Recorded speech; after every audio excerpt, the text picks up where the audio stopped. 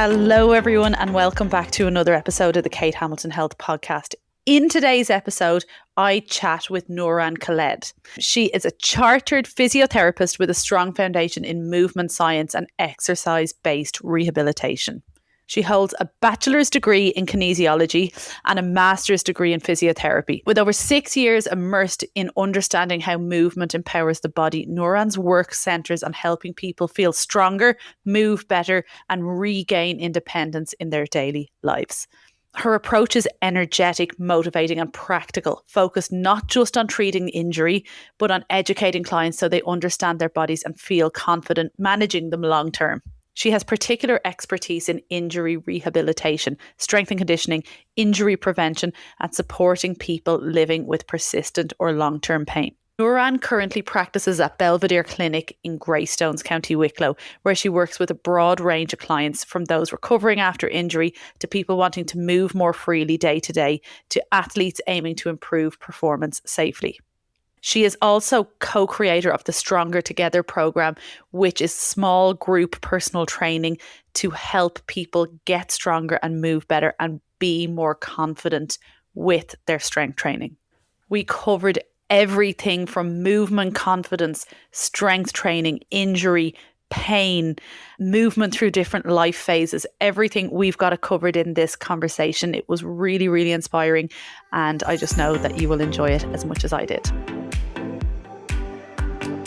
Nouran, welcome to the podcast. Thank you very much for having me. What is your mission with your work? Well, that's a great question. I kind of spent some time thinking about it before the podcast, obviously, and I have to kind of renew it every while to see if I'm kind of like focusing on it or if I need to shift it a little bit. But mainly it's about empowerment, empowering women and the general population, but specifically women, to be confident in their body, to not be fearful with their movement, and to feel like they could live their day-to-day life with happiness and the freedom of being able to do the things that they love and not be inhibited by like fears or worries that they can't do it because of an injury or because of pain. So it's all centered around empowerment, really. That's so good, because like there really is that fear. Like it's getting better, I think, in society, but there's still a lot of fear. A lot of women will have a lot of fear about starting to lift weights, starting to, use their bodies in ways they haven't. That there's actually that fear of injury, when actually the strength training or the exercises that you might be recommending or I might be recommending is actually going to benefit and enhance their lives. But that fear really does get in the way, particularly I think for women as they get older as well. Absolutely. Yeah, no, definitely. And I think the funny thing is there's like that little bit of a paradox. Like, I don't know if you know a whole lot about back pain, but back pain in general, when it comes on, people become extremely fearful of moving because they're worried about, oh, my back's going to give out, something's going to happen. I just feel like something's out of place. And the funny thing is, exercise, it might be the reason that caused the injury in the first place, or you were lifting something and that happened, is the exercise is the thing that will fix it as well. Okay, yeah. And people kind of start thinking like, well, I don't want to exercise again. Like I hurt my back exercising, or I hurt my back lifting something, but that's the same thing that's going to fix your problem. So it is a catch-22 or a paradox in that way. So I think people exactly are fearful of strength training or of lifting weights because they think it'll hurt them. But if they don't do it, it'll also hurt them. Yeah, so it is a real kind of catch-22. But if we were to we'll use that example, someone comes to you and maybe hasn't really gotten into lifting weights. Mm-hmm. They've hurt their back maybe by starting lifting weights or by just like lifting the shopping or something like that. They've hurt their back, they come to you, and I know it's a really general question, and your practice is going to be very much individual to individual. But what's the method that you would use to get this person on a healing path? Yeah, that's a great question. And like a lot of the time when someone presents to you with back pain, especially if it's like an ongoing thing, you need to be very multimodal. You can't just be like, do your exercises and that's it. And I can't just be like, you're okay, don't worry about it. And again, just kind of reassure them and leave them go on their way. So I think it's using tools like advice and education. So kind of dispelling like myths or things that aren't true about the back, that your back isn't sturdy enough or it's not capable of handling weights or things like that. You have to kind of go back to their day-to-day and be like, okay, what do you do in your day-to-day? Some people might be like, oh, I like to garden. Okay, well, you lift this, or you're lifting that pot. Do you know how much that weighs? That's around like 10 kg, and you're worried about like lifting 2 kg to exercise. Like, you have to kind of relate it back to their day-to-day and what they're doing, and let them know that they're actually much stronger than they feel like they are, because sometimes they just feel like, oh, I can't do this. Like, I haven't lifted weights in so long. But you're lifting your shopping every day. Do you know how much that weighs? You're lifting like your kid every day, or your grandkid, or whatever it is. Do you know how much he weighs? So I think relating it back to that, and then obviously just kind of giving them the reassurance, the advice, the education. And it's small steps, small things, small goals that you could set with them, so you're not overwhelming them. So if someone's coming in and they're super fearful, the first thing I'll start with is giving very basic exercises and very basic movements, just so that they can regain their trust and their confidence in their back and their body. Yeah. I think as well, like, as you start, like, that's it, like starting small and putting, like, basic exercises in place and building like the confidence. Obviously you're not going to go from, be injured to lifting barbells, and like, there's very much a step-by-step process in healing. But also I think as you start to kind of connect with your body and use your muscles, and that mind-muscle connection, you start to realise, oh, I'm not actually supposed to lift with my back. I'm not supposed to hunch over like that and lift the shopping that way. I'm supposed to bend my knees, keep my back straight, and learning to hinge. Like, for me, when I used to teach classes, one thing that really struck me was how difficult it is for a lot of women to understand the hinge pattern. Oh, yeah. That can be huge. Will we talk a little bit more about hinging and maybe like define what that is, rather than, because even some people listening might be like, I don't even know what you're talking about when you say a hinge. So generally speaking, a lot of women, as you said, especially if they're not used to that kind of movement from the gym, or they haven't been exposed to a work environment where they've had to lift heavy and had to take like a course on how to lift properly, you never really learn how to hinge, and you constantly kind of go for whatever the natural movement feels like, which is just bending over and grabbing something. Or when you're bending over, you're not really aware of your back and where it sits kind of in space. So the hinging movement all really happens from the hip, as you probably know.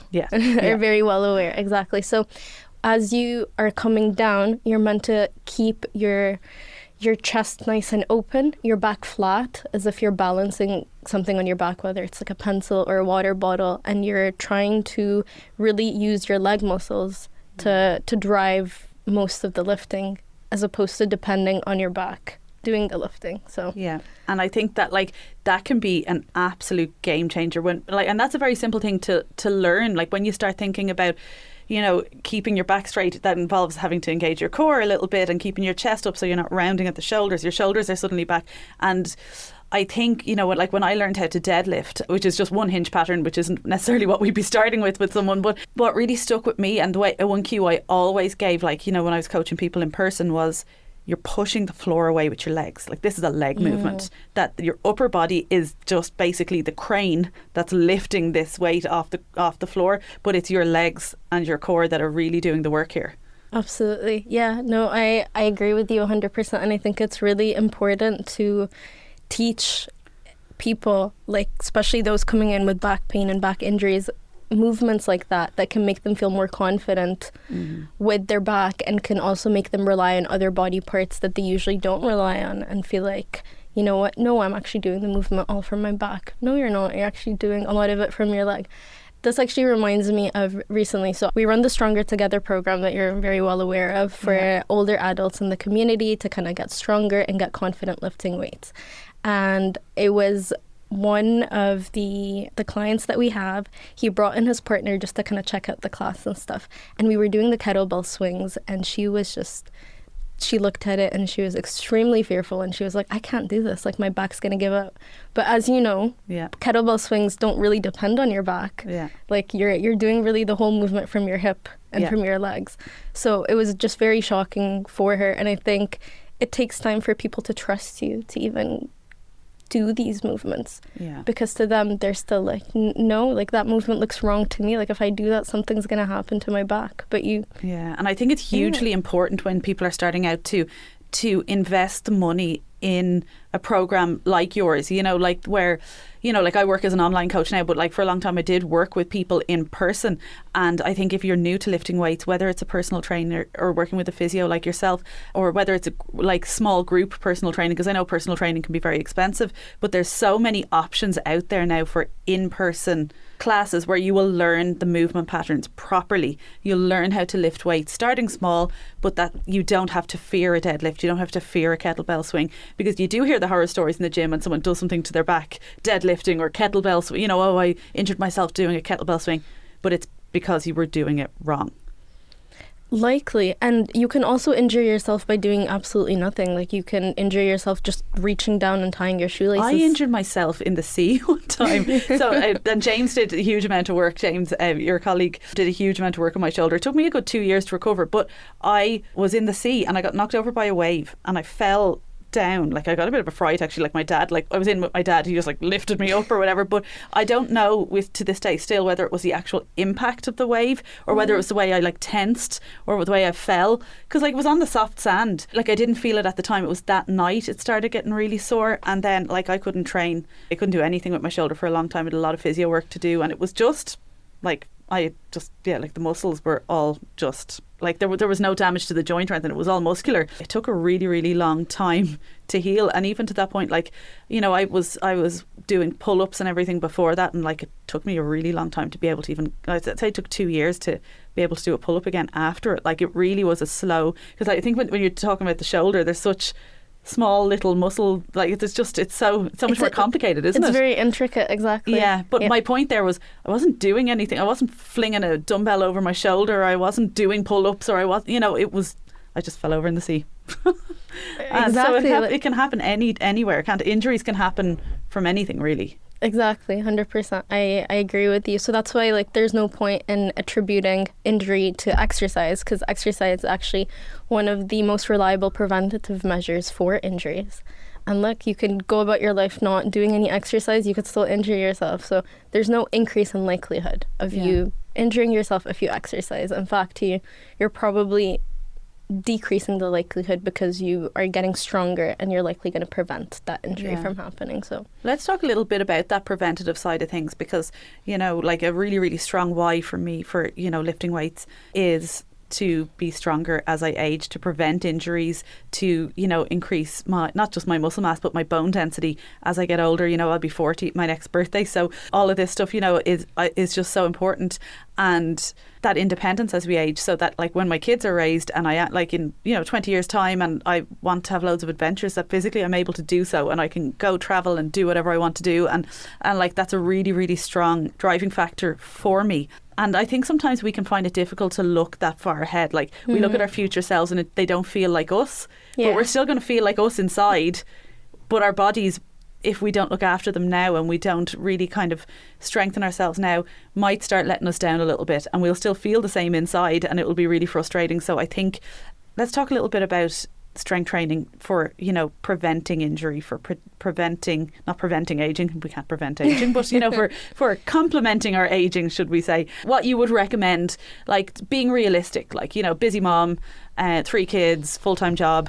What do we realistically need to be doing to prevent, you know, to really kind of have a strong body, prevent injury and complement our aging? Well, in terms of what the research that's out there and the physical activity guidelines, the recommendation is 150 minutes of moderate to vigorous physical activity in terms of aerobic exercise. So that's all your walking, your cycling, your tennis, anything that really kind of gets your heart rate going. And in terms of strength training, we're talking about 2 to 3 times a week. Yeah. And we're talking include all the major body parts and balance. But the reality is sometimes that's just not doable for a lot of people to put in the time for, you know, 2 1-hour sessions a week. Yeah. Okay. And especially, as you said, when you are a mom, when you have kids, when you're busy, and with societal expectations that are placed in women to kind of be the caregiver of everyone in the household and to kind of put everyone else before herself, it can get really difficult to make time for yourself to like, okay, now I need to make this time to exercise. It's like, no, I need to prioritize taking my son to, his GA practice, or I need to prioritize getting the groceries so I can cook the dinner tonight. But I think it's really important for women to also like remember that this is an investment in themselves for their future selves and for their current selves, because you need the strength for your grocery shopping, and you need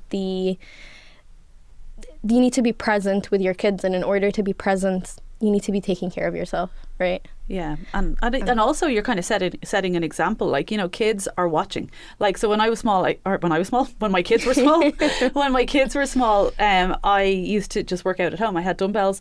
I did what I could at home on the kitchen floor. They used to crawl all over me. They used to join in, like, and it wasn't the most ideal. Sometimes it wasn't the most fun, because I was like, oh, you're trying to make it fun with them, and you're like, oh, this would be so much better if I was by myself in a gym. But you make the most of it, and it becomes normal for them to see you exercise. And then, like, my oldest is now 15, and he's been doing a bit of work with personal trainer in the gym, and and he's into it now. And I just think, like, kids do what they see. Well, sometimes those parents can actually put them off things as well, But I think that it's really, like, I've two sons and I have a daughter, but it's really important to me that my daughter sees me prioritise myself, so she doesn't learn that she has to put everyone else first before herself, that it's okay to stand up for herself, prioritise herself, create a little bit of space in her week for herself as she gets older. Because I think, when I think about who I am as a woman, a lot of it is to do with the way my mother raised me. And Absolutely. I think if we all think about it, what our automatic behaviours do tend to come from our mothers. And I think that we have a responsibility as women that, to do for us what we would want for our daughters, because at the end of the day, they're going to more than likely mimic it anyway. Yeah, absolutely. I 100% agree. I do think it comes from obviously your family, so your mother, and then it comes from your culture as well. Yeah. And the expectations that are placed upon you. So, like you said, you're setting a good example. You're setting a good example for all your kids, your daughters, your sons. Yeah. Being able to prioritize yourself, your physical health, your mental health. And a lot of people should know that exercise is one of the best medicines for mental health. Like, there's loads of studies out there to show that for individuals who have anxiety or depression or just low mood, that exercise can really benefit in that. So it's a really beautiful pill, if you think about it, for you to kind of take day to day, as opposed to seek out actual medicine for your pain. Like, it is the medicine for your pain. If there's a magic pill out there that was called exercise that people could take, I'm sure they would take it every day. But it's just hard. It's a funny one, isn't it? Because when you're in pain, whether it's emotionally, physically, mentally, the last thing you want to do is move. But it's about pushing through that, isn't it? It's like just, like we call it the 5-minute action, where it's like, and we do this with our clients, where it's like, just commit to 5 minutes. Just, get out the door, go for your walk. You only need to do 5 minutes. After 5 minutes, you have guilt-free permission to stop. But what happens most of the time? You continue, right? Motivation comes after action. Yeah. And you feel better for it. But you're never putting more than 5-minute expectation on yourself. Because sometimes I think it's like, oh, an hour-long workout. Oh my God, I have to walk for 5 kilometres, or, whatever it is. You're, like, the thoughts of it it puts you off. And then you still don't feel any better. Whereas if you just commit to 5 minutes, and I used to do this, like, when I was a teacher, and I used to go to the CrossFit class at like 7 p.m. and I'd be so tired after the day. I'd have, like, been teaching kids all day, home to my own small kids, rushing around to get dinner cooked, and like, I'd be so tired. But it was a lot of it was mental exhaustion and just stress. So I used to always just say, I'll drive down, and I will just do the warm up. If I don't feel good after the warm up, I'll stop.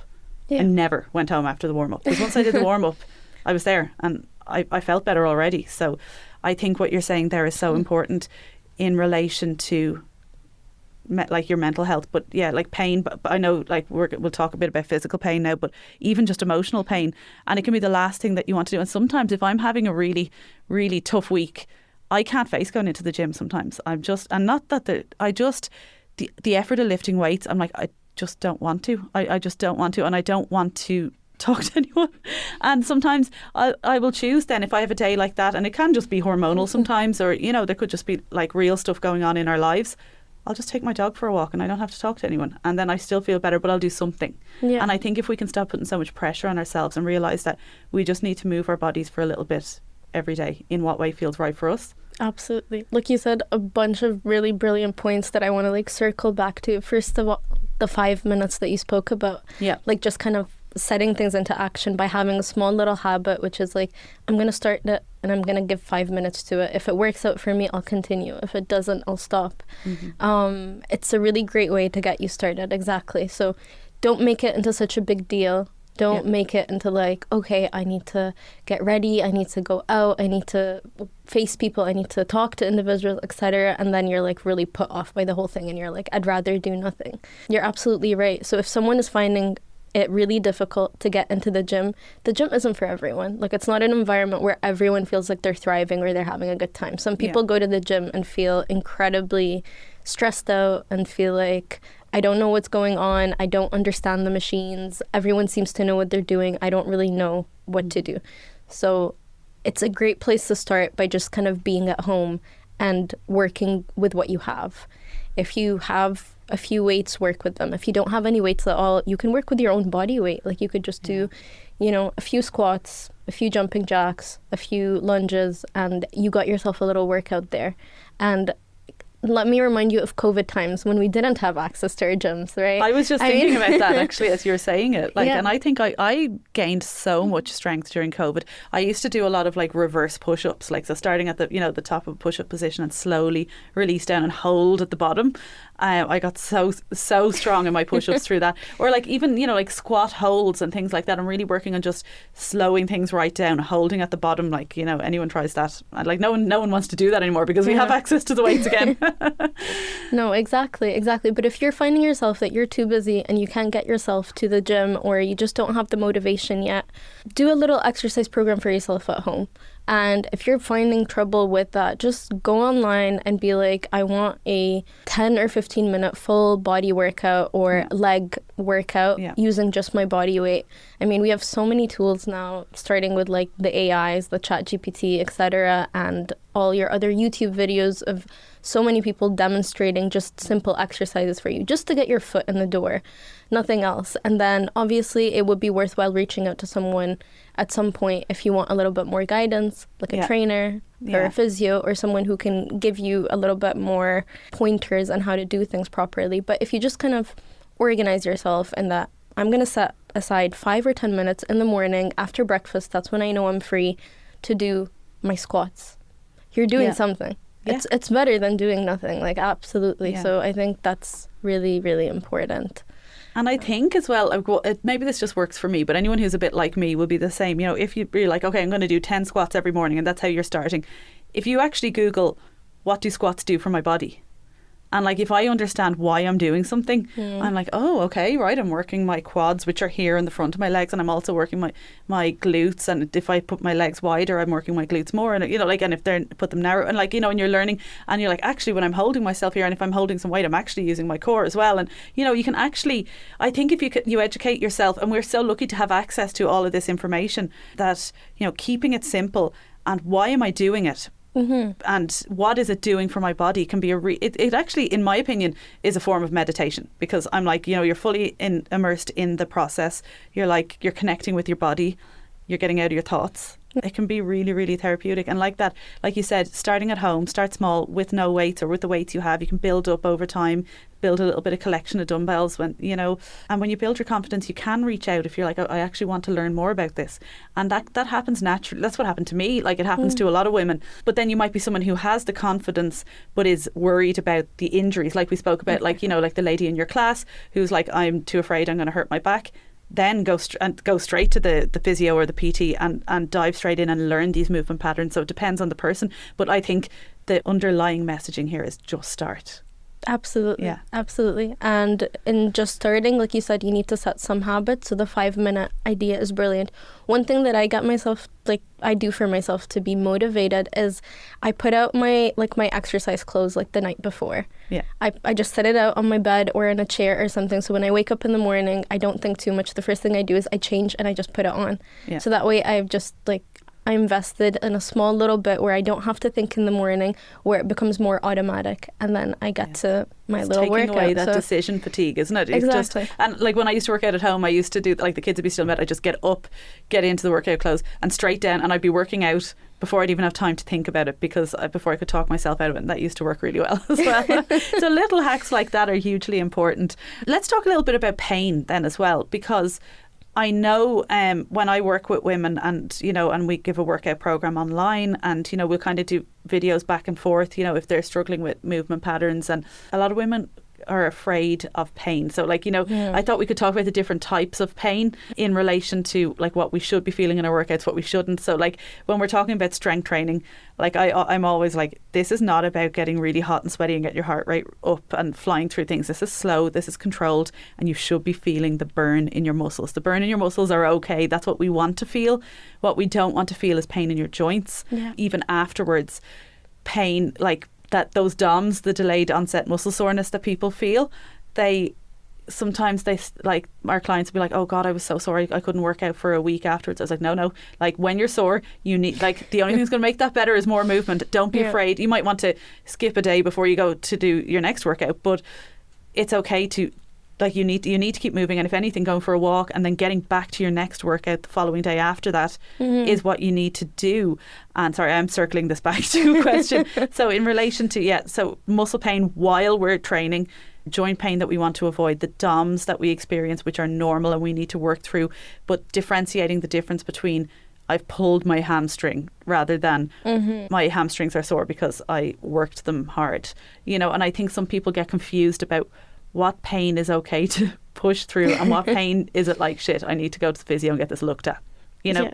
Okay, let's dive into that. So I think it's our role and our duty to educate the people that we work with as much as we can on the difference between DOMS and the difference between you really hurt yourself and you should get that checked out. And a lot of people, especially if you haven't lifted weights before, they haven't experienced that type of muscle soreness before. So to them, it's very new. And, you know, when they experience it for the first time, they're thinking to themselves, oh my God, I must have hurt myself really badly, or I shouldn't be doing this anymore. So it is important beforehand to kind of let them know and inform them that you will be sore after this workout. I expect you to be sore. And that's kind of like when I did the Stronger Together when we were first starting out, I would let them know, expect to be sore in the next 2 days. If you're not, then maybe you're not working hard enough. Okay? And I want you to be working hard enough. But the other piece about the injury, I think, again, this goes to either us being aware of their previous injuries, so then we can tell them how to watch out for that and what to be aware of. And the second part is the level of pain that you're in. DOMS in general, you will feel sore, you will feel stiff, but it's a muscle soreness that should subside after 2 to 3 days. If you're someone who's just getting back into working out again, it might take 5 to 7 days. And that's okay. But the pain that we're talking about, that's like, okay, you need to go to a doctor or you should go to a physio to check that out, is the type of pain that's excruciating, or the type of pain that's keeping you up at night. That's alarming. That's red flag. In terms of knowing if you pulled something or not, I'd still say wait a week before you rush into thinking this is something very serious. Because if it subsides within the few days or that week, then you can probably put it to muscle soreness or DOMS. But if you are still getting this like niggle or this feeling of like something just isn't right, and it's not with your movement anymore, maybe it's like with just sitting down on the chair. I just feel very uncomfortable sitting down. I feel it in the back of, you know, my leg there, and it's constant. And you've changed something in your routine and you've added something new that you usually weren't doing, and now it's like causing you pain and it's not going away. That's when I would maybe reach out and ask someone if this is normal, if something is going on, or if I should feel comfortable with something like that. So I think it is important to, I guess, not rush into catastrophizing and freaking out and thinking like, I hurt myself, this is just the most awful thing. And at the same time, knowing if something is a little bit too uncomfortable and it persists with you for a while, not to like kind of put it away, shove it in a corner there, and you're like, oh, I don't have time to deal with this right now. And I think what a lot of people do is they give up their exercise routine, especially if it happens early on in their strength training journey. They're like, oh God, no, I'm not going to do that again. I'm after like that. I got a fright. I'm after hurting myself. I'm not doing it again, particularly if it is the back or something like that. But what I find really, what I have learned, like, as you know, like I go to James quite regularly for a lot of preventative stuff now. But initially, like, you know, I learned so much by, like, I went to James because, like, I had a pain in my heel, my left heel, right?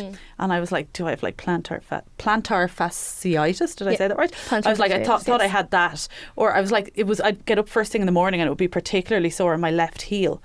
And it turned out it was like this whole alignment issue with me. Like, it was actually to do with like tight hips, and then my shoulder injury that I'd had a couple of years ago. Like, it was all tied in together. Like, so, you know, I was going for regular physio visits, and, you know, like, I don't have that issue at all anymore.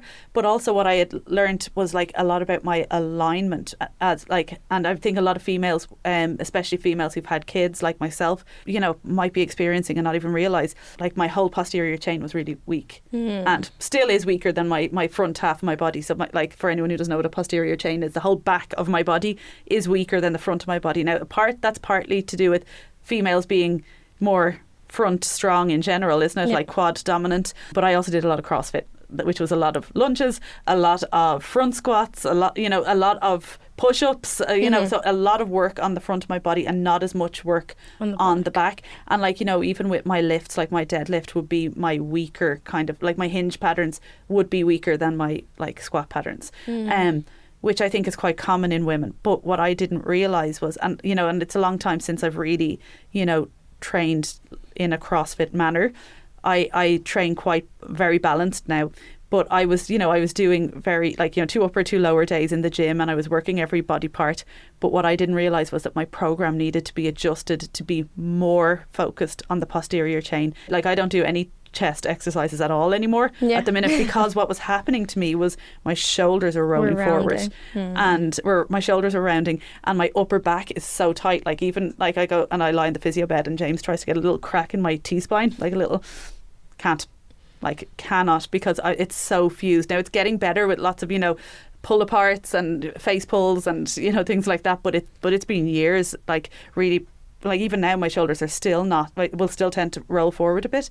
But it was all of this stuff that I was really not aware about my body, and it fascinated me. And it doesn't mean that people need to spend hundreds and hundreds going to physio non-stop, but you can learn a lot. Absolutely. By just, you know, by going about the injury rather than brushing it under the rug and be like, okay, why does my hamstring hurt, or why does my heel or my hip hurt? Go and get examined, and you might need a few sessions with a physio, but like any good physio is going to tell you to strength train, tell you what to focus on. And yeah, sorry, that's a really long-winded story, but I thought it was, if just for context of how much I have gotten from working with a physio in the understanding of how my body works. And at the minute, you know, I haven't been to James for a while now, but I'm working away on my posterior chain, and I know that this stuff takes time. And I think like a lot of people give up on their physio exercise. Like my mother, oh my God, she's the worst. I think I've talked about her before. I don't think she listens to the podcast. I hope not. But she injured her shoulder years ago, and she went to the physio afterwards because she had to have an operation on it. Like, she really hurt her shoulder. She fell on it and broke it, and anyway, so she had to have an operation, and she went to the physio because the doctor sent her to the physio afterwards, and she got the physio exercises and then just never did them. And even to this day, like, she can't stretch her left arm like all the way up like the right, but she got it far enough that she could hang the washing on the washing line, and that's all. That's all that was important to her. But it's because she doesn't have the attention span. She's like, this is boring. I don't like. But I think we need to slow down and work on the boring stuff, don't we? Ladies, how many times have you restarted your fitness journey? You follow the plan, you cut out the foods that you love, push through workouts you don't even enjoy, and somehow end up right back at square one. If you feel stuck in your own body, or you're tired of breaking promises with yourself, Nourish Her Coaching is where that cycle ends. We help women lose weight in a way that fits real life, build strength with tailored workouts, boost energy without extreme routines, and finally create a routine that sticks. For less than the price of your morning coffee, you can start feeling proud in your clothes again and proud of yourself. If you're ready to stop starting over, tap the link in the show notes and see how women just like you have transformed with our Nourish Her coaching program. Oh, absolutely. But look, one thing about physio is that you learn early on in that career that it is very much a 60-70% investment from your client and 30% from you. You can give the advice and education and all the exercises in the world. You can be perfect doing all of it. But if your client isn't there kind of like receptive to all of that and wanting to take that on board and do that, then they're likely just not going to improve. And you see that like often enough where someone will come back in and they're like, oh, I'm not getting better. Have you done your exercises? Well, have you changed anything about your day-to-day since we last saw you? Well, not exactly. I just haven't had the time. Well, it's really hard for us then to gauge whether or not we're kind of giving you the right stuff or not if you're not doing it. And I get it. For a lot of people, especially for older individuals, like for someone like your mother, she was smart. She got her functional movement back. She got what she needed, and she's like, that's enough for me.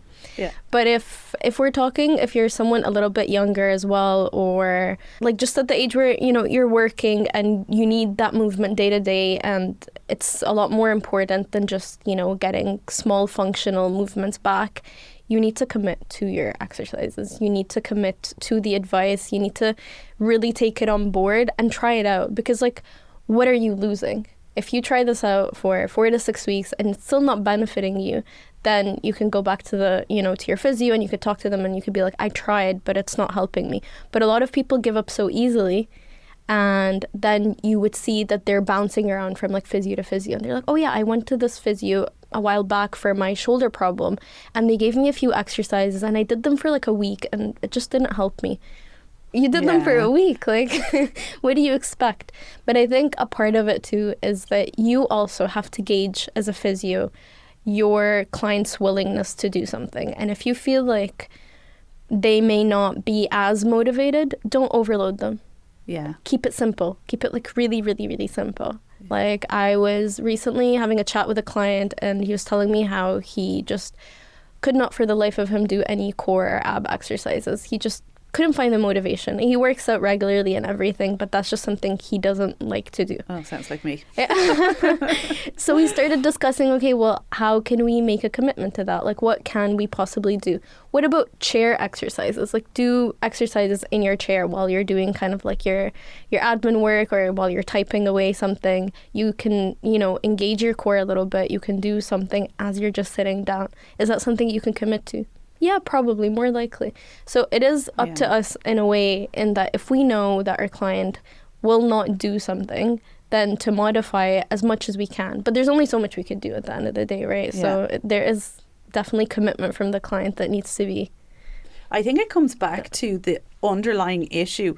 And I am always I will always take a very understanding, gentle, proactive approach. But when it comes to lifestyle change of any sort, whether we're talking nutrition, whether we're talking physio, the first thing is you have to create the space to focus on you a little bit. And if your life is so hectic that you can't make the time to do your few physio exercises, to prioritize that for your long-term health, or whatever it is, then something's got to change about the life, as like the lifestyle of it. It doesn't mean leave your partner and quit your job or anything, but just being like, what am I doing? Like, what is my week actually filled with? And I will often get clients to write out everything they do in the week, which can be a really shocking thing for someone to see, like all the things that they're doing, from the minor things, and it's just this huge long list. And then it's like, right, get a pen. What can be gotten rid of right away? Like what are you doing that you don't enjoy that probably could be given up? And then we kind of get rid of that. What can be delegated? Is there someone you can hire to help with? Can you get your kids or your partner or your friend or your sister or whatever to help with things? And then what are the non-negotiables that need to happen? And you need to put your self-care, I hate the word self-care because it's so gimmicky, but it is. But that self-care needs to be in with the non-negotiables like that. Yeah. So we have to schedule these things in, like appointments. If you make an appointment to see your doctor or your physio, or you make an appointment to get your hair done, you show up because you've made the commitment and you respect the person's time. The same needs to be true for your physio exercises or your workouts or your walks, or like you have to make appointments with yourself. And it's, you can argue, oh, isn't that so sad we have to make appointments with ourselves? Yeah, schedule it in. If we need to schedule it in, schedule it. We do tend to slip further down the priority list, but taking the time to do the physio work, especially when physio work you don't see that it's not as rewarding, isn't it? Not like initially, because you feel like, oh, nothing's happening, I'm just doing these glute bridges and these like squeezes and I don't feel, but it's setting the foundations for everything else, and the time that you've allocated to recover from your injury or to build the foundations that you need to build can then lead to that time that you put into lifting some weights to get yourself stronger, prevent further injury, and that you always have that time set aside for yourself. No, absolutely. You're absolutely right. Like, it is very important to set aside that time, whether it's to schedule it, to put it in your calendar, but to not let yourself, like you said, slip down that priority list, and be like, oh, I'm last on my list. You shouldn't be last on your list. You should always be first on your list. And what ends up happening is when you don't address things like that and you leave them more long term, what are you setting yourself up for? Lots of doctor appointments, medication that isn't getting you anywhere, constant chronic pain that now you can't get rid of, stress that you're constantly in pain, lack of sleep because you're in pain. And then it's a vicious cycle, and it's so so hard horrible to get out of. Vicious cycle. And that's because you could have invested maybe 5-10 minutes every day into your exercises, or every other day.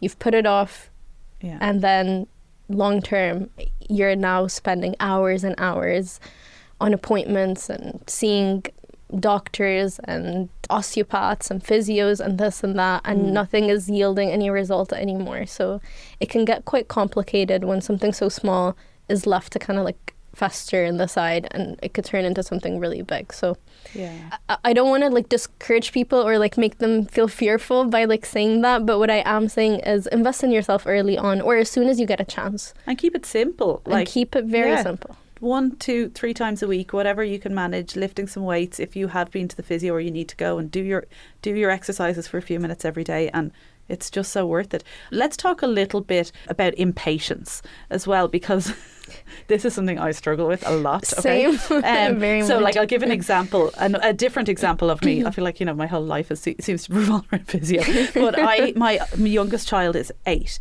so after I had him, I was fine for like 2 weeks, right?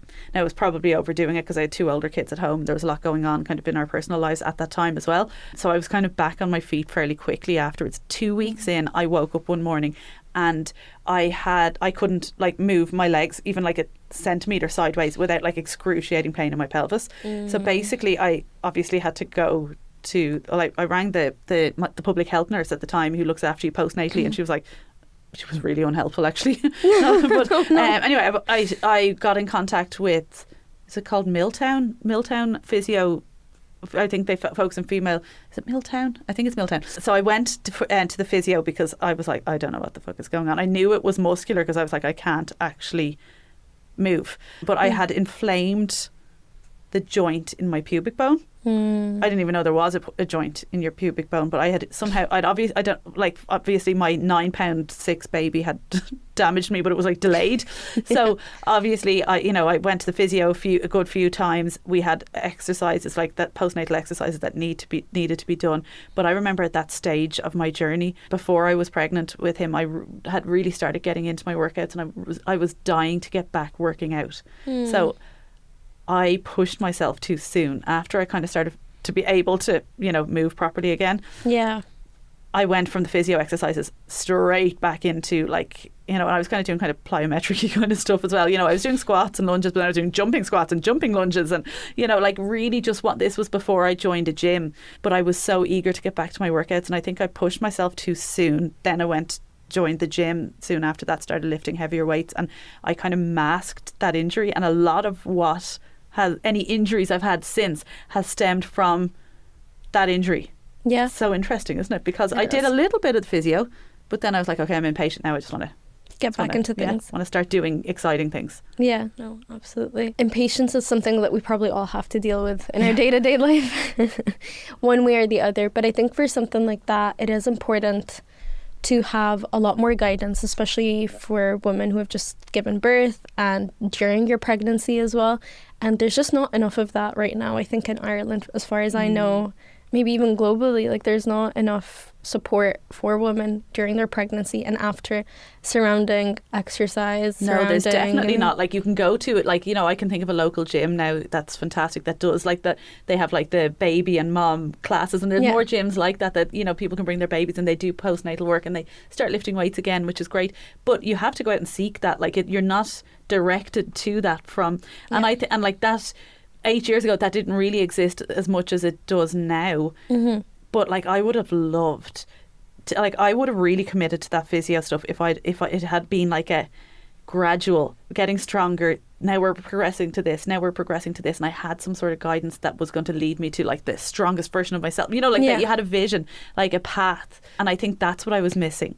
And I think that's hugely important, isn't it? That, like, you know, if someone, and I'm talking postnatally for me, but it doesn't even need to be postnatal. Like if you're dealing with someone who's had a really bad injury and they really want to get back to strength, like, and maybe they were into exercise beforehand, it can be really, really disempowering to not be able to do anything. But like you need the vision, don't you? Like I think that's so important, although it may be a year, 2, 3 years down the line, depending on the severity of the injury that we're talking about and whether it's postnatal or not. We need to kind of know, I need to know where I'm going. I need to feel like I'm working towards something. Absolutely. And I think it is the physio's role to sit down and to explain to you as much as they can, you know, that these are the steps that we're going to take. Short term, this is what we're working towards. Long term. And it's not just them telling you, it's you deciding. That's one very important thing that needs to be included in the session. Like, what's your short term goal? Well, like, Kate, what do you want to get out of this, you know? And then long term, what are you hoping for? And I think that's really important. Other populations that can also be very impatient are sports people. So. Athletes. Athletes, yes. With their injuries and wanting to get back right away and pushing through the pain and going like, oh, I can't sit this match out. But then if you don't sit this match out, you're sitting 12 out for the next 12 because you injured yourself really badly. So I think it is really important. That's a whole different dynamic, and the coaches and the people around you, especially in that environment, set up the expectations for you. So it can get really challenging and really hard to kind of make your own decisions because your coach needs you, you know, to play this game or whatnot. But overall, I think it is really, really important for you to also do your own research and kind of like figure out, if I just gave birth 2 weeks ago and I want to get back into exercise, when can I safely get back into weight training? When can I do this, right? So if you struggle a little bit with the impatience part, seek out resources as much as you can. Okay, whether you're Googling it, whether you're talking to your local physio, whether you're talking to individuals who've been through the same thing, so other moms who've given birth recently, or other like mates who've gone through the same injury as you, your ACL tear or whatever it is, and really set yourself up for a realistic timeline. Not a timeline that's like, I need to get there now because that's exactly what I want. But then you're setting yourself up for more injuries in the future. But it's not easy. Like, I say that and I'm the biggest hypocrite. And I remember when I sprained my ankle, it was a horrible ankle sprain a while back. I didn't even wait a week before I went back into my boxing training. And now my ankle is really like, it's always just really hard to balance on my ankle. Or it's to your do. weak spot now. It is. So yeah, exactly. I think it is hard to balance that, isn't it, though, as well? Like when, especially if we're talking about athletes or, you know, someone who is quite active before the injury. So like we've kind of spoken about people that, you know, we're trying to encourage to continue exercising, you know, but for someone who really relies on exercise for their mental health and for their feeling good, it can be such a blow, and that can be really hard to get that balance. And actually that's kind of what I wanted to talk a little bit about, kind of, you know, the more trendy things these days, like high rocks and running marathons. Now everyone wants to run a marathon, and, you know, like obviously running, you know, is really good for your heart, and, you know, managed properly is a really good form of exercise for your head and your body. But also there's a lot of people doing a hell of a lot of like pounding on pavements for hours on end, for months on end, that is doing a lot of damage. High rocks, a lot of, you know, that high intensity, you know, you're lifting weights and you're doing cardio and you're doing it as fast as you possibly can, a bit like CrossFit. And a CrossFit probably isn't as trendy as high rocks or running is at the minute. But what are your thoughts on these kind of sports? As someone who does high rocks classes myself and who really does enjoy high rocks, I think they're great, but I think what's important is not to jump on something because it's a trend. Yeah. Again, you want your slow, nice, natural progression. If you're someone who has not been lifting weights for a while, or you lift weights but you're not very good at more like dynamic kind of powerful movements, and you throw yourself into a CrossFit class and it's a class of 20, 30 people, you're not getting that individual one-on-one attention, and you're kind of just left to your own devices to do anything, you're likely going to injure yourself, or you're likely going to hurt yourself somewhere down the line, and you're doing it too soon, too quick. You go from not doing anything to like, okay, I'm training for a high rocks in April, let's say. Yeah. So I'm going to do 4 sessions of high rocks every week, and you're not really giving yourself enough rest and recovery time. You're not spacing things out and doing them naturally. You're not finding out what you're weaker at so you can progress normally with it. So say if you're weak with your lunges, do you want to start right away with your lunges with 10 kg sandbag, and do you want to be going like, back and forth for 500 meters or however much it is? Absolutely not. The first thing that you want to do is set up yourself so that you could do the movement properly without pain. And then the next thing that you do, you start adding weights gradually. So I think that's the thing. People jump head first, and they don't kind of set themselves up nicely for whatever it is that they're doing. Marathons as well. Some people are like, oh, I'm doing a marathon like next month. Or they're training for a marathon, and 3 months in training, they injure themselves. And they're like, oh, but I really, really want to make it to the marathon. But the injury is really bad, and you know that it's going to take like a month or 2 to recover from that injury. Do you push yourself and do the marathon anyway and suffer the consequences? Or do you just slow it down and then make a commitment for another marathon another time, and just make sure that your training aligns with what you want to do and you're not overdoing it?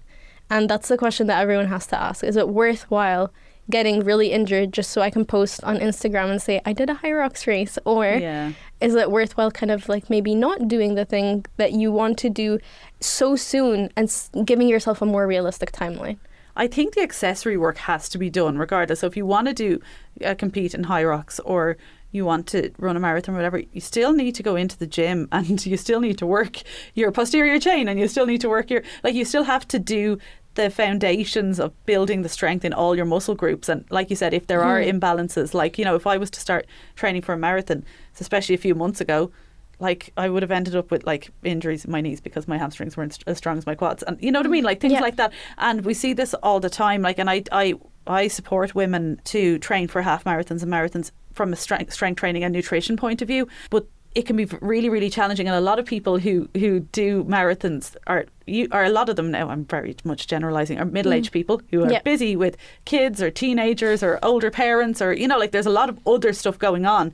So they only have time to fit in the running training. And they don't have time for the strength training. And the problem is then there's not the foundations there, that if you're committing to something like, and I think high rocks or CrossFit is a fantastic substitute for professional or semi-professional sport.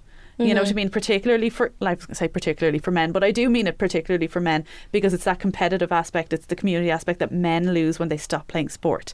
So if you can't play team sports anymore, I think the likes of high rocks, but you're still taking your strength seriously on the side. Then it can be a fantastic way to channel that, can't it? And for women as well. But I just mean, I feel like men miss it more because women are better at building community in other ways. That's true. That's very true. For anyone who has played sport, it can be a fantastic transition. But if you've played sport, you also know how to look after your body and your strength and your muscles. And more likely. That I just, my point with all of these things is, I think they're great. They can be fantastic, but that you need to have the time to do the accessory work alongside it, which can also take quite a bit of time. Absolutely. And you said a really strong word there, the foundation. You have to set up yourself with a good foundation. You can't just jump headfirst into a bunch of, this is what everyone else is doing, so I'm going to be doing it as well, and not realize that your foundation is different from someone else's. And that's the thing with these competitions as well. Sometimes, especially around my age, we get into it with like, oh, the competitive time for, a doubles race for high rocks right now is like, maybe for women it's like an hour and 20, and then for men it's like under, like sub 1 hour. But that's not the point. Have you done a high rocks before? Have you done that race before? Exactly. Have you trained for it properly? So why are you going in there with like sub 1 hour or just 1 hour 20 at your pace? Exactly. So I think that's another thing that are setting people up for injuries and for feeling like they failed at something, is not competing with yourself. You're competing with other people. Stop doing that. Like just brush out all that noise, take it away. You're not competing with other people. This is a competition between you and yourself. Always with your health. I feel like if you want to set yourself up for success, then see where you're at now and then have goals to kind of improve in the future. Yeah, and always measure backwards on how far you've come and be proud of how far you've come. Absolutely, absolutely. And in terms of marathon and like you said, like the strength training, a lot of people don't do that. Absolutely. So a lot of people just get into the running and they set themselves up really nicely with the running, but then they start getting injured or feeling like a lot of tightness in their quads or their hamstrings or their knees. Flexors. Or their hip flexors. Exactly. And it's like, well, are you doing any strength training? Are you doing your stretching? Are you doing everything that you need to be doing aside from just the running? Are you drinking enough water? Some people are going on like 20-kilometer like runs and no water, no electrolytes, nothing, and they're cramping up. And they're not eating enough. Like like to do a marathon successfully and to not get injured, the nutrition is so important as well. Like, absolutely. No, I couldn't agree more. Thank you so much for your time. And can we do one more thing before we finish up? Absolutely. I just have 10 quick fire questions. Okay, so just one word answers. Okay, and the whole point of this is just to show everyone that there's no one size fits all when it comes to health, to fitness, and that everyone's different and it's okay to figure out what's right for us. Okay. Favorite food? Steak. I love steak. Favorite exercise? At the moment, deadlifts. What time do you get up at most mornings? At 7:30. Okay, good. You're not a 5 a.m.er. I love it. How many hours do you sleep on average per night? 7 to 8 hours. Your favorite pastime or hobby? I'd say at the moment it's either watching Netflix or painting. Love it. And it's not exercise based. Just say it doesn't have to be. Do you drink alcohol? No. Do you meditate? Occasionally. Do you have a morning routine? Yes. What is it? Sorry, briefly, really briefly. Briefly, I wake up, I do my skincare, I'm Muslim, so I pray and then I sit down and I read a little bit of the Quran, and then I would do a little bit of stretches and I'd get started with my day. I love that. It's a little bit of really just, connecting at the start. What annoys you? That's a triggering question for people. It is. Well, I don't know. People who chew really loudly. That really bothers me. Last question, and you can answer this with more than one word. What does the word health mean to you? Freedom in your own body. Freedom and movement. Yeah. Love it. Love it. Thank you so much for coming and talking to me today. I think it's been so valuable. I think, I've learned so much. I think everyone listening will learn so much. If people would like to reach out to you or to Belvedere Clinic, or they're interested in your Stronger Together program, where is the best place for them to reach you or James?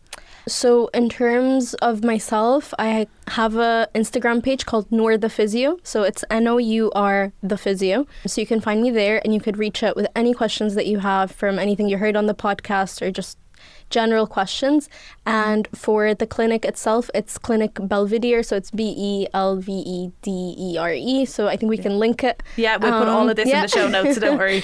Perfect. So so that's the best place to reach us. So either Instagram or our website as well. So Belvedere Clinic has a website, so just belvedereclinic.ie if you want to book an appointment with myself or James. If you want a physio appointment for any type of injuries or any worries, but also you guys run a group strength training program. You run it, don't you? Called Stronger Together. So if you're in the Greystones area in County Wicklow, when is your next group starting? Is it do you do intakes, or is it like can people join join any time, or what way does it work? At the moment we are doing intakes, but it is on a rolling basis in the sense that if someone wants to join in from week 2 or week 3, there's no harm in that because it is an 8-week program. Yeah. But we are starting again in the new year. So January 5th, Monday, Wednesday, and then January 6th, Tuesday, Thursday classes are starting, and they're going to go on for 8 weeks, so into March. And you'll be doing it every 8 weeks for the foreseeable future. So, exactly. So just reach out to you on Instagram and you'll be able to answer any questions. Absolutely. Thank you so much for having me. Thanks so much. I just want to say thank you so much for listening to the podcast. And if you haven't already, do go back and listen to some of our previous episodes. Stay tuned for future episodes. So the best thing to do here is to make sure that you are subscribed to the podcast. It also makes such a difference to me if you do. So if you haven't subscribed yet, please do. And if there's any episodes at all that you particularly enjoy, please do share it with your friends, share it in your WhatsApp groups, share it on your stories. Please do tag me. I always love to hear it. Follow us on social media. You'll find me at Kate Hamilton Health on Instagram, TikTok, Facebook, YouTube. Until next time, thank you for listening.